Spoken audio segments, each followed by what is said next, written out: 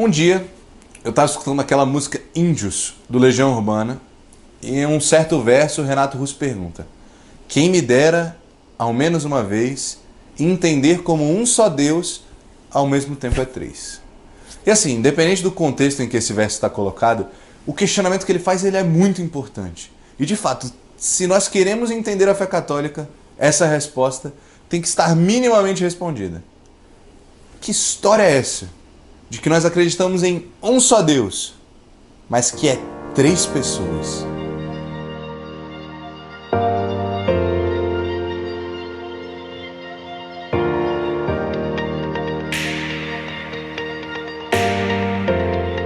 Oi, eu sou o Matheus e antes de começar o vídeo, não se esquece de curtir aqui embaixo, de se inscrever no nosso canal no YouTube, de seguir a gente nas nossas redes sociais, Instagram, Facebook, e deixe seus comentários aqui embaixo. O que você achou do que a gente trouxe aqui para você hoje? Então, hoje eu vou falar talvez de um assunto mais importante que eu já falei nos meus vídeos inteiros, que é a Santíssima Trindade.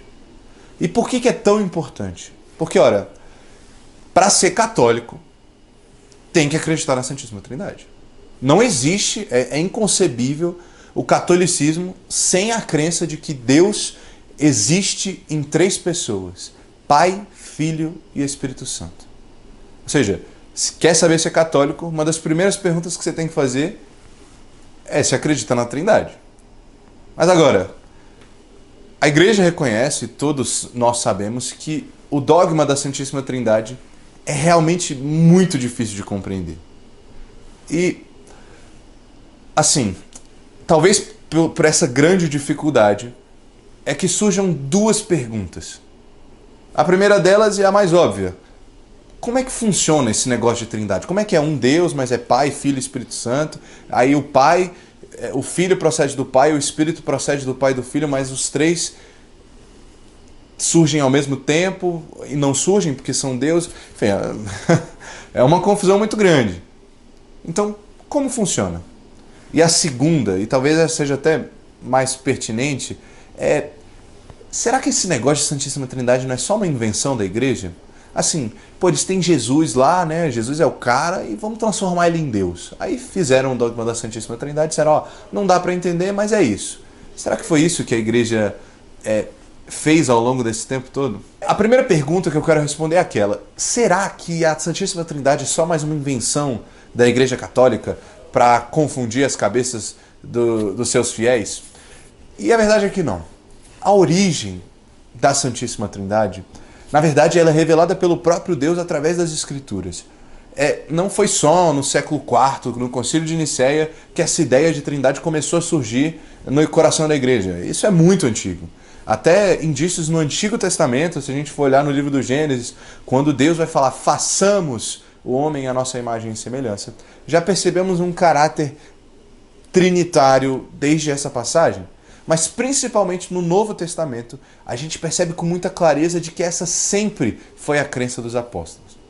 Talvez a melhor passagem para exemplificar, principalmente de que Jesus é Deus, seja no Evangelho de São João, logo no capítulo 1, quando ele relata o testemunho, né? Um prólogo do Evangelho. Né? E ele fala o seguinte: no princípio havia o Verbo estava com Deus, e o Verbo era Deus. E aqui é muito chave, porque São João fala explicitamente que o Verbo era Deus. Ele estava com Deus, mas ele era Deus.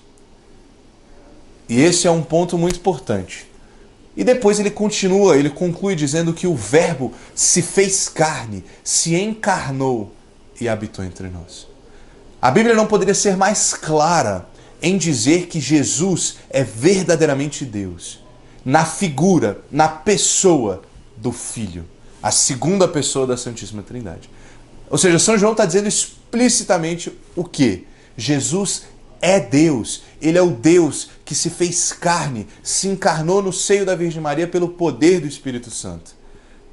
São João fala isso com muita clareza.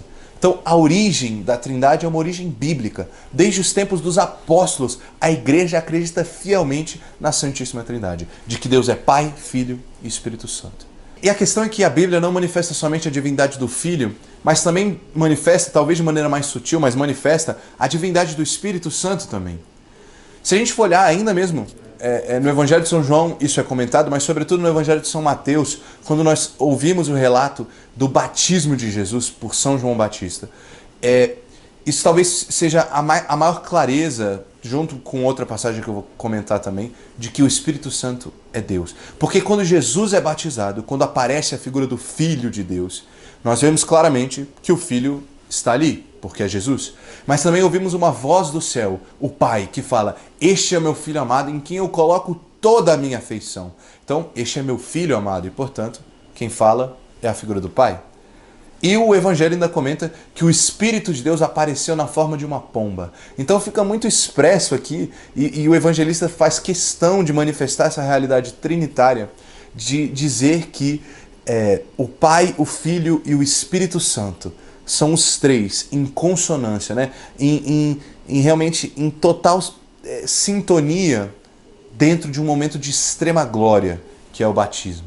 Então, a glória do céu está sempre acompanhada da figura do Pai, do Filho e do Espírito. Mas esse ainda não é o melhor exemplo que eu consigo tirar. Talvez o melhor exemplo seja justamente o da transfiguração. Porque ali a glória do céu se manifesta aos apóstolos, Pedro, Tiago e João. E quando Jesus se transfigura, ele está mostrando aos apóstolos que ele chamou a glória celeste.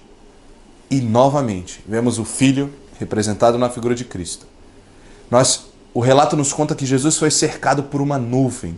E dessa nuvem vinha uma voz que fala: este é o meu Filho amado, ouvi-o. Então, novamente a figura do Pai, dizendo a Jesus: este é meu Filho amado. E, portanto, ele é o Pai. E a nuvem, uma simbologia muito clara do Espírito de Deus. O Espírito de Deus, o Pai e o Filho. Todos presentes, talvez na manifestação maior de glória antes da crucifixão de Jesus. Então, fica muito claro aqui ver que realmente o Espírito, o Filho e o Pai compõem uma realidade única, uma realidade que está sempre manifesta na glória. Então, a glória de Deus necessariamente implica o Pai, o Filho e o Espírito Santo. Ainda no Novo Testamento, a gente percebe também que Jesus pede aos seus discípulos que batizem o mundo em nome do Pai, do Filho e do Espírito Santo. O batismo é precisamente a fuga, né? É deixar a escravidão do pecado e ir em direção à glória do céu. E é muito curioso que Jesus peça que isso seja feito em nome do Pai, do Filho e do Espírito Santo. Porque se só de fato o Pai fosse Deus, por que não fazer tudo em nome dele? Por que o batismo, precisamente o perdão maior dos pecados, né? Ou seja, a limpeza da nossa alma, por que fazê-la também em nome do Filho e do Espírito Santo? E a resposta mais clara é porque o Pai, o Filho e o Espírito são todos Deus. Pessoas diferentes, mas todos Deus. Então fica muito claro dizer que não é uma invenção da igreja. A própria Bíblia nos revela, Jesus, o próprio Deus, nos revelou que assim é dessa forma. Se ficou mais confuso sobre essa questão da divindade de Cristo, aqui na Alchora a gente tem um vídeo que fala, né, do porquê que Jesus deve ser Deus, né? E explica uma via racional de como a gente pode perceber que, de fato, Jesus é divino. Ele é Deus que se fez homem. Mas as evidências não param na Bíblia. Historicamente, isso também faz parte da crença da igreja. Isso desde os primeiros séculos. Desde a heresia gnóstica, quando Santo Ireneu de Lyon se levanta contra essa heresia, já se afirma o caráter trinitário da igreja. E a gente vê isso também em Santo Atanásio, no século IV, né? Santo Ireneu é do século II, e Santo Atanásio, o grande nome da igreja, dentro do Concílio de Nicéia, vai reforçar o caráter trinitário. E é daí que, inclusive, o Concílio de Nicéia, já em 325 d.C., expressa, né, que o Filho é consubstancial ao Pai. Ou seja, tem a mesma natureza. O Filho é Deus, junto do Pai. E a gente pode seguir isso várias vezes. São Basílio Magno, São Gregório de Nazianzo, grandes defensores da divindade do Espírito Santo. Então, assim, realmente é uma grande São grandes as evidências históricas de que sempre foi parte da crença da igreja a Trindade. O que nos leva à segunda pergunta. Como entender a Santíssima Trindade? E a resposta é: a pergunta está errada. Porque não tem como entender a Santíssima Trindade. Talvez não a pergunta, mas a intenção por trás dela esteja fora de lugar. Porque é impossível ao ser humano compreender na sua totalidade o que é a Santíssima Trindade. Porque a Santíssima Trindade é quase que a essência de Deus. O Deus que os católicos acreditam, a essência dele é ser trino, Pai, Filho e Espírito Santo. Então, como colocar um ser infinito, que é Deus, dentro de uma razão finita, que é a do ser humano? Como encaixar o conhecimento de Deus, que é infinito, na caixinha minúscula que é a inteligência humana?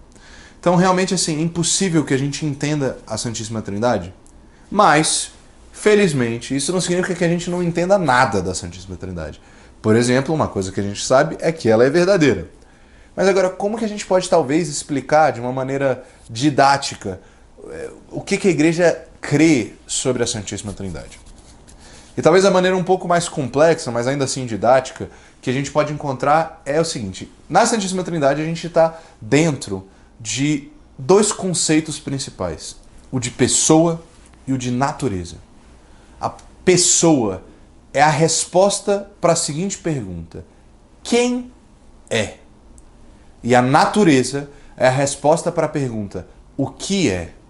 Então vamos lá. Se a gente olha para o filho, a gente pergunta: quem é o filho?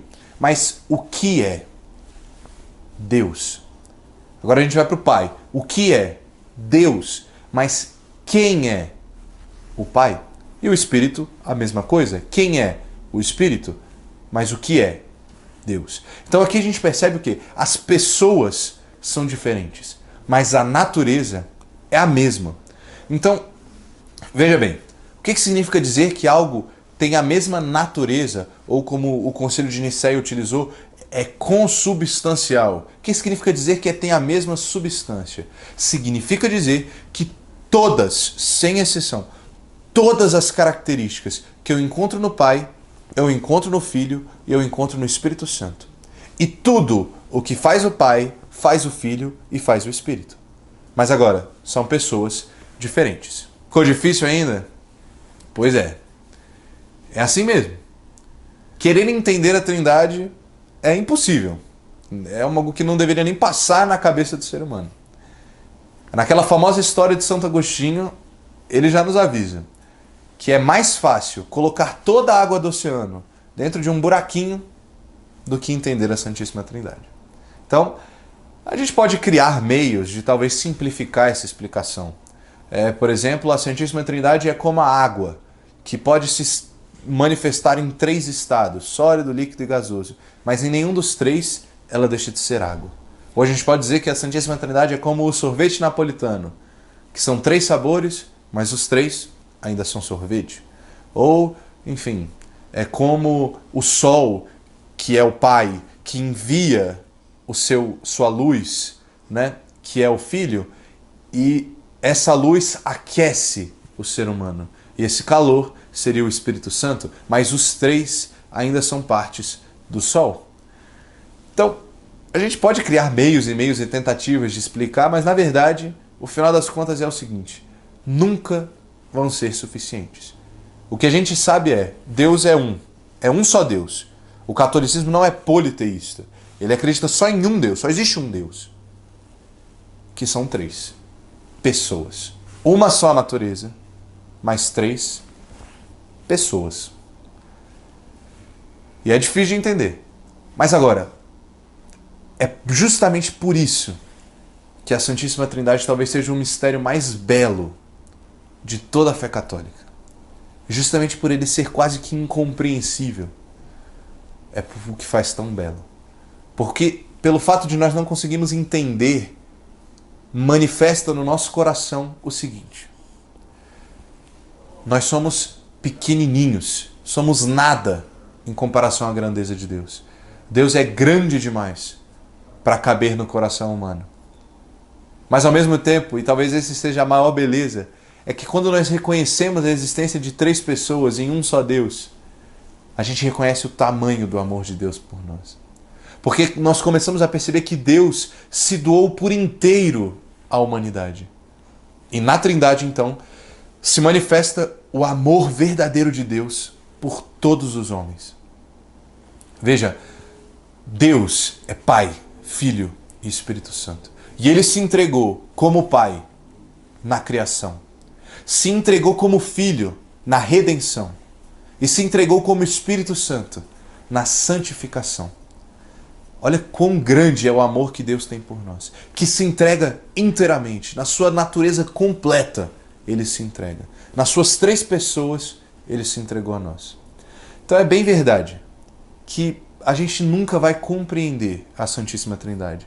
De que a Santíssima Trindade é realmente um mistério que não vai caber na razão humana.